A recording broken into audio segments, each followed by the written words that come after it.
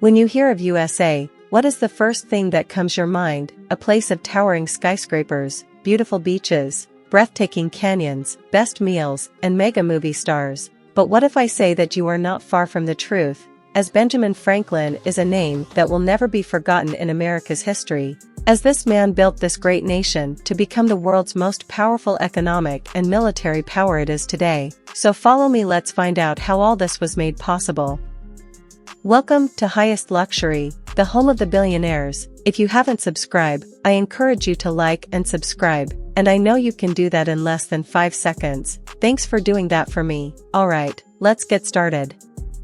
Benjamin Franklin was among the founding father of the United States of America. He is a prominent figure in early American history, who was also a statesman, writer, publisher, scientist, inventor, and diplomat. Franklin was born on January 17, 1706 in Boston. He was a school dropout who has no formal education. Later, he established a prosperous printing company in Philadelphia and grew his fortune from there.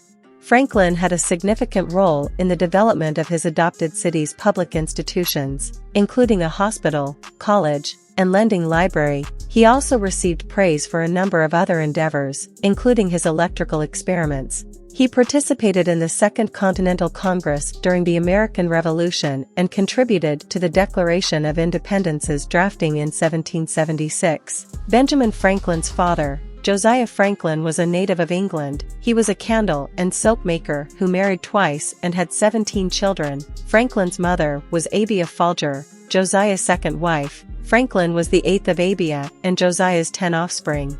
Did you know that Benjamin Franklin is the only founding father to have signed all 4 of the key documents establishing the U.S. and the Declaration of Independence in 1776? Franklin, who was 42 years old at the time, had successfully extended his printing company across the colonies and had achieved enough success to retire. He was able to focus on public service during his retirement and also indulge his lifelong passion in science. He performed research that advanced knowledge of electricity in the 1740s. He created the lightning rod, which shielded buildings from lightning-related fires. He carried out his well-known kite experiment in 1752, proving that lightning is actually electricity. Franklin also created a number of terminology for electrical phenomena, such as conductor, battery, and charge. Franklin put out a strategy for unifying the colonies under a national congress in 1754 at a gathering of colonial representatives in Albany, New York. Despite being rejected, his Albany Plan served as a foundation for the Articles of Confederation, which, after being enacted in 1781, became the first Constitution of the United States. Franklin visited London in 1757 while serving in the Pennsylvania Assembly, to which he had been elected in 1751. Franklin spent just a brief time in the United States. After that, he spent the rest of his life in London. While he was away, the British government started to implement a number of regulatory measures to exercise more control over its American colonies. Franklin spoke out against the Stamp Act of 1765, which mandated that all legal documents be put into action. In May 1775, not long after the Revolutionary War had started, Franklin went to Philadelphia and was chosen to be a delegate to the Second Continental Congress, the country's legislative body at that time. He was a member of the 5-person committee that worked on the Declaration of Independence, which was written in 1776.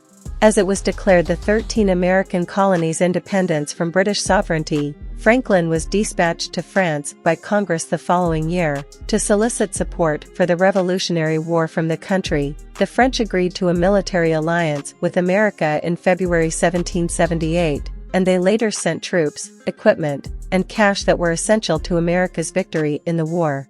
Franklin also helped negotiate and draft the 1783 Treaty of Paris that ended the Revolutionary War.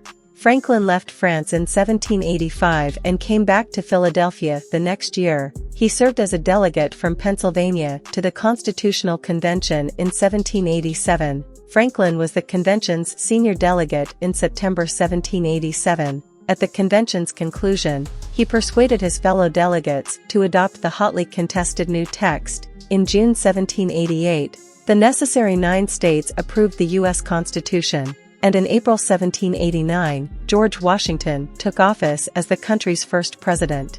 After that year, Franklin passed away in Philadelphia on April 17, 1790, at the age of 84. He was buried in Philadelphia's Christ Church Cemetery after a funeral that 20,000 people are said to have attended. He bequeathed money to Boston and Philadelphia in his will, and these funds were ultimately utilized to construct a trade school and a science museum, as well as to fund scholarships and other community initiatives.